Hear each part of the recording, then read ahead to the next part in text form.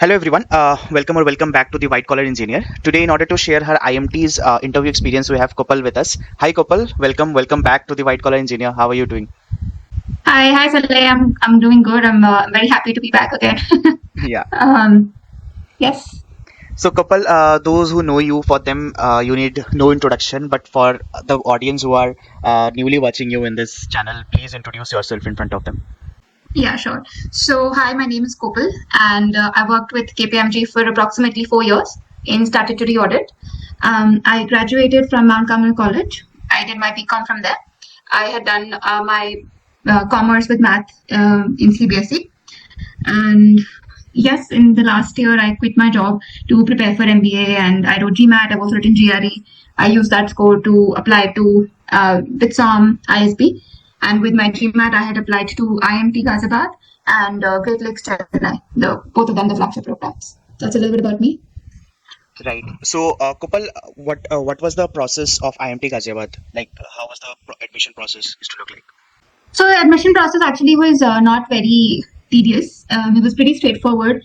You just had to put in like your academics, the mark sheets and the marks, and if you have a work experience, then they require what is it called, like a recommendation letter Yeah. from your company. That is, if you are saying in your job description there was any kind of a managerial role, then you require either your JD, like that is a job description that companies offer, or you need an offer, or you need a letter of recommendation from your HR stating that yes, at whatever work position that you were at, your work required a little bit of managerial skills.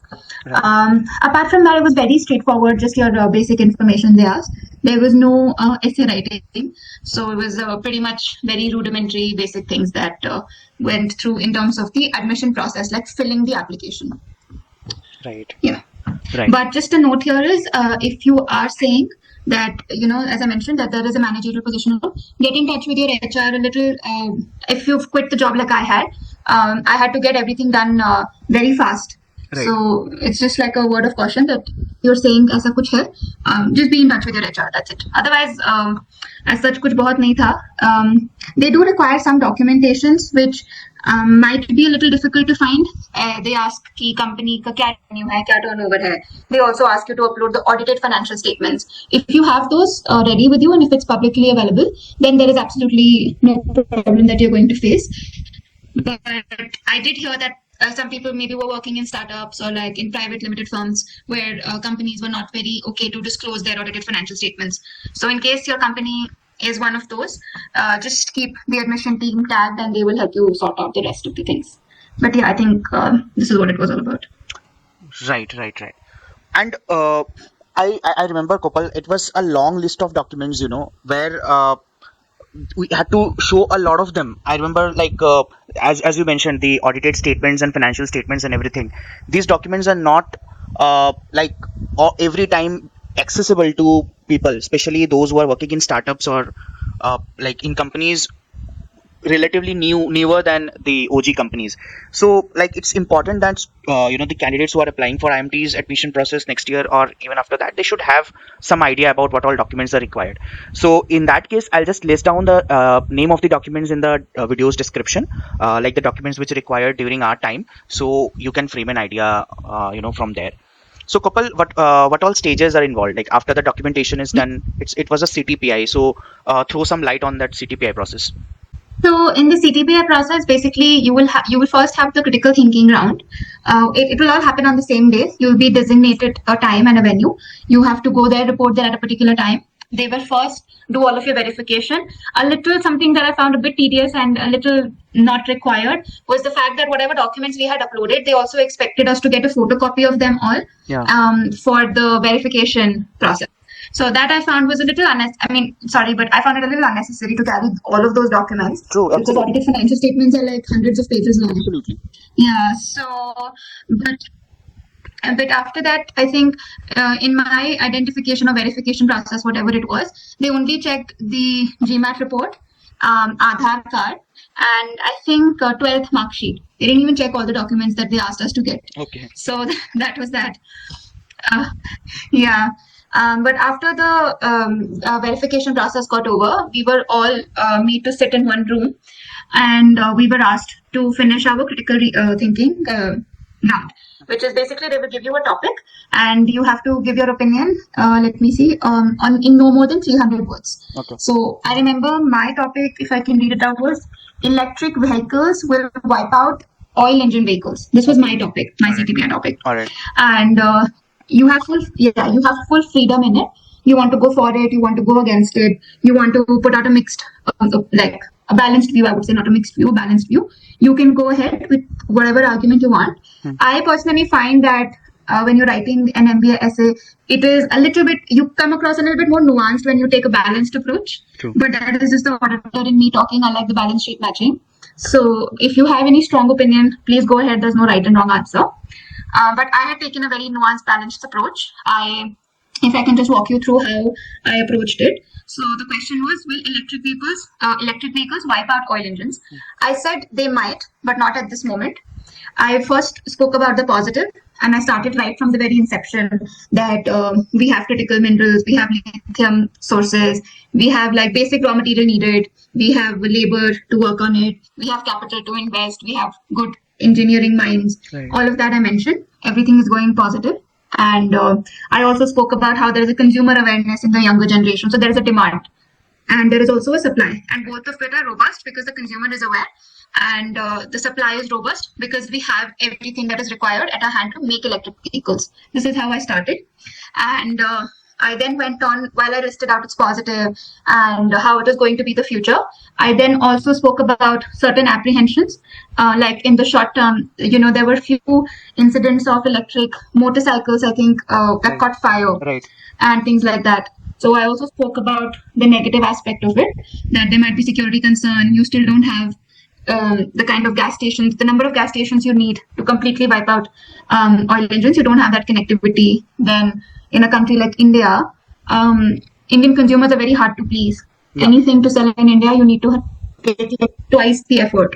And just asking people to switch from engine vehicles to electric vehicles because it is good for the environment is not going to cut it out for them. Yes. So while in the current process, it is good for new purchases, it might not completely wipe out oil engines because, nobody's going to invest so much money, at least in a price-sensitive market like India. True. So I had also written some constraints about it. And I then ended by saying that while, of course, electric engines are the future, but I do think in the coming decade or in the nearing future, it might not completely wipe out the oil engine vehicles. So this was my approach. And I would just say that if you are quoting anything, if you're quoting a number, if you're quoting, let's say you have read an article, try to give a source. Because what happens is, it didn't happen with me, but it is very much possible because it has happened I think with another guy whose video I was watching, that whatever you've written, right, a critical thinking essay, that sheet goes to the interviewer. Panelist, yeah. So you can also be quizzed on it. Right. It didn't happen with me, but just don't mention something like how the news channels mention, no, sutro ke hisab mutabik, Right. don't do that. Right. If you're writing something, There has to be a source. credibility. True. Yeah, don't just quote numbers out of thin air. Correct. I would say that. Okay. All right, Kopal. Yes. So, do you follow any framework while writing your VAT or CT, or it's just that however you feel that this is the right thing to do? Do you follow any specific framework or just a structure which you give? So in terms of structure, I think that first it's important to know what kind of a person you are. Are you someone who likes to pick sides? And if you like to pick sides, then what areas do you like to pick sides? And what areas you think are a little bit more nuanced, where you have to take a balanced approach. So first you need to be very clear in your own mind, like if maybe there was a political question or something that relates to geopolitics, I may have taken a particular side because I am aware about it. Right. Okay. If I don't know, like electric vehicles is something, of course, everybody knows, but I was very lame and informed about things, whatever I was catching up from the news. So I took a more nuanced approach, a more balanced approach. I do think that when you're writing anything professionally, it is better to take more of a balanced approach. That is my personal take. Okay. Right. Because I think what it does is it shows, if I were an interviewer, it would show me, okay, I believe in X, but what about the after effects of X? what about the positives of it? What about the negatives of it? You're going to be a leader, so you need to be able to think differently in all directions, right? Absolutely. So that's why I take a balanced approach. Even if it is something that I very firmly stand for, I still always make sure that I mention some of the negative points of it. Okay, so that is my structure to begin with when I'm writing anything. How I like to go about it is, I think that you should write it like how you would write a story, make it interesting for the other person. Right. Like how I started was, I think I started with a line, and then I went on to explain. So you know how I explained my passage. I started right from the supply, then I went to the demand, then I went to can it all come together. So there is a particular pattern you're following, right? And then when all the positive things were done, I went to the negative things. So that is an approach that anybody can take, I think. To start with a good introduction, have a structure in mind that this is what I want to address, and then think about as an introduction, an explanation, and a conclusion. So yeah, that's how I approach it mostly. All right. And what all questions were asked in the PI, Kopal? Like I believe straight away after the CT, it was the PI, no? Yes, it was a PI. Yeah. So in my PI, there were two panelists. They were, I think, in their mid-30s or 40s. I'm not too sure, but they looked like professors. Okay. Both of them. So I have noted down some questions. I'm sorry if I'm going to be reading through them. No worries. I had made note of some. No worries. Yeah. So I had two panelists, and what they did was, first the first panelist asked me questions, and then when she was done, she handed it over to the other panelist. The first panelist, she straight away started with, "What is the meaning of my name?" Okay. Which is a question I've also been asked at the Great Lakes interview. Okay. So if you have a unique name, please be aware of the meaning of it. Definitely. And then she asked me how, when I said the meaning, she asked me, how do you relate your name's meaning to your MBA journey? Okay. So my name means a bud. So, when the flower is coming out or the leaves are coming out, the buds are called Kopal. So I said that, all my life, whatever I worked at KPMG college, I was budding. And when I do my MBA, I would have finished my journey. So I would have blossomed. Right. So that's how I related it. Yeah, so she seemed very impressed with it. But it was a very simple analogy considering the meaning of my name. Then she asked me if I remembered the discussions that happened in my undergraduation. Okay. And if I do, then what was my favorite subject and what was the discussion about?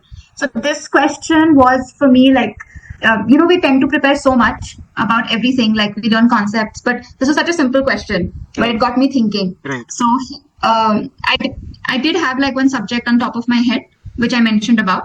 And then I clearly told her that, ma'am, I don't remember exactly what there was in that subject. I remember, if you ask me in one line, I can tell you what it was about and around what the discussions used to be framed. Yeah. So she was okay with it. She didn't grill me much on it. I told her it was 4 years ago for me. Obviously. So she was okay with it. Yeah. And then she asked me a very simple question. She asked me, what's the difference between business objective and business function? Okay. It's very simple. If you're a commerce student, you should know this because it's the very basic. It's like the ABCD. Okay. And I fumbled upon it because, again, I was not expecting this. I was expecting she would ask me some accounting equation. Yeah. So I messed up on it. I gave ulta meanings. Okay. But I gave it ulta, like business function, I wrote business objective. And then I said, I stopped because I thought I'd said the right thing. But she knew I hadn't. So she kept on telling me, no, I think you should think further. And then she helped me through it. Then, in a moment, I came back because I think I got a little stressed. And then I came back, I gave the right answer. So she was okay. Like when I finally got it, she was okay. So she was not grilling in any way because I felt like she was a professor, right? So she was just trying to help me through it. Yeah. So no grilling happened. And then she asked me, why did I resign from a big four like KPMG? And then my answer was pretty straightforward, that I wanted to prepare for my MBA. And then she gave the interview to the other panelist. And the other panelist asked, have you read any business news in depth? Okay. Which I hadn't. So I told her, ma'am, I haven't. But I did have 2-3 mergers, acquisitions in mind. And some business news I had read upon it. So I did give those 2-3 examples. I said, I'm aware this is happening in geofinance. I'm aware this is happening with minimalist and HUL, but I've not done any in-depth research on it. Right. So she didn't look very impressed, but she was like, okay, fine, moving on. And then she asked me, explain the audit procedure. So when we audit, like I was in statutory audit, so we audit financial statements, right? So she asked me, how do you audit those financial statements? And I started explaining right from the beginning because that process was very clear in my head, of course. I had just reached midway and she cut me through because I think she understood I know what I did for the past years. Yeah. So she was like, okay, fine. She just cut me. And she picked one word. So I said something about, in audit, it is important to budget your hours. You start that with the planning stage. So she stressed upon what is budgeting hours in audit, what is the basis for budgeting hours in audit, Okay. which is a very, what can I say, managerial level question you will ask. Right? It's like, suppose you've gotten a project, Right. और आपको बताना है कि आप कितने घंटे में वो project deliver करोगे. Huh. So I was not a manager at the time. It's just a part of the process. Right. But she still asked me because it just came out of my mouth as a process. Yeah. So anyways, मेरे को थोड़ा मोटा मोटी पता था, so I mentioned how to do it. Then she asked me, what are some regulatory compliances in audit and how are they used? Okay. Which was stemming from the previous questions about budgeting hours. कि ऐसा नहीं है, you just give a number, right? There must be some regulatory compliance and things like that. So थोड़ा सा उस बारे में discussion हुआ, but then I gave her an answer. She knew that it seemed okay. And then she just asked me if I have any questions for her. So I did. It was one question that I asked everybody, on almost all my panelists. I said, so this is again something that I found out when I had gone to one event at ISB. Okay. So it was told by a professor there कि ISB में जो भी professors research कर रहे होते हैं, वो up to date research होती है, and they bring that to the class. Great. So it's not that research is done in abeyance to the class. It's very much a part of the culture. So I had asked, I did not mention the name of the college, obviously, but I had asked if the projects and the researchers that professors work at, if they bring the studies to the class and, are we a part of it? Okay. So she mentioned something. I say, kuch answer, I don't remember now. And then it was over. So it was only like 15 minutes. And it was fine. Like, ऐसा कुछ बहुत ही daunting नहीं था. It was pretty chill, but it's very luck-based because the other people who I had met in the interview, they were all given different panels, and one panel was straight up grilling. Yeah. Like they were mocking, they were laughing, that sort. So, yeah, I mean, mine was okay, I would say. Depends actually, no, Kopal. I mean, panel to panel, person to person. Like, Correct. you have to be a good interviewer also to really know about, whether you are picking the right candidate or not. Say, for example, in your panel, they were quite sure about what things they will ask you. I mean, it was Yeah. majorly about your work experience. So I guess it was a good panel. Some people just randomly start asking questions out of nowhere, out of no context, right? So Yeah. this is what it was. All right. Yeah, no, it matters a lot, your panel. And I would suggest, especially in IMT, for the amount of kids that were there were so many people there. Right. I would say कि जो भी time आपको मिला है उसके 15-20 minute पहले जाके बैठो. And the way they assign the panel also, it's very like first come first basis. Okay. Okay. So my suggestion to everybody would be come early and आपसे पहले कितने लोग जा रहे हैं उनको judge करो. See, you want to be in the top 30%, the first 30%, sorry. You don't want to be in the last 30%. Right. So Absolutely. be on time, be a little active, see कितने लोग हैं. जैसे मेरा panel था, they had taken 2 people's interview before mine. Okay. So I got enough time to find out what different panels are asking and also what my panel is asking, whether my panel is chill or not chill. Right? I didn't get to be the first person also, but I was not the last person also. So for me, it got done at the right time. You're not waiting there, panting and in anxiety कि क्या होगा. So be a little careful there. थोड़ा सा, you should be a little proactive and figure things out कि कैसे हो रहा है. Be an MBA grad, I would say. Absolutely. Absolutely. Yeah. You don't want to be the last as well, और सबसे पहले भी नहीं जाना है. मतलब थोड़ा सा नहीं. पता कर लेना है पैनल के बारे में and then make an entry. Yeah. Right. Okay. All right, Kopal. So before wrapping up the video, any particular tips which you would like to share? Yeah, just this. Be on time. Don't be waiting for too long. थोड़ा सा नजर बना के चलिए क्या हो रहा है.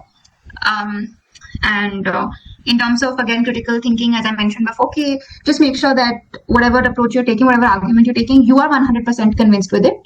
And you can go any which way. My personal opinion is take a balanced approach Right. for the reasons I mentioned. But if you feel certainly, please go ahead and be able to defend it. That's all I would say. And I think I mentioned that in my previous video, or I don't know where I mentioned it before, but always judge your panel. Try to see what the panel is looking for. I realized that as soon as you judge your panel, right, like the moment you sit and with the way the panelists ask you questions, you find out कि ये grilling कर रहा है मेरी, या he or she wants to know more. Okay. Yeah. And then if you know that this person is out there to get me and he's grilling, then just go with the flow. Then the answer doesn't matter. Confidence matters. Right. If the other person is letting you expand on whatever questions are being asked, be careful of what you are saying, because sometimes people let you expand on your thought to see if you're contradicting. Exactly. Okay. So they might make you feel very nice and lovely and warm, but they're actually gauging you at a much bigger length. So be careful of those things. True. Okay. Either way, बहुत घबराना भी नहीं है और बहुत बकबक भी नहीं करनी है. So that's all. True. I remember actually you were mentioning that if the panelist is asking you relevant questions, you need to give the correct answer. And if the panelist is asking irrelevant question, you just have to be confident. Doesn't matter if you are giving a correct answer or not. Yeah. Because what else आते हैं? Grilling मतलब क्या होता है? वो लोग कुछ भी randomly आपसे पूछ रहे हैं. कुछ relevant होता है तो आप comfortable होते हैं ना? बिल्कुल. वो आपको uncomfortable कर रहे हैं, बस आप uncomfortable मत देखो. That's all I would say. सही बात है. All right. It was a pleasure hosting you, Kopal. Thank you so much for coming back and sharing your IMT's interview experience. Wish you all the best for your future endeavors. Yeah, no problem at all.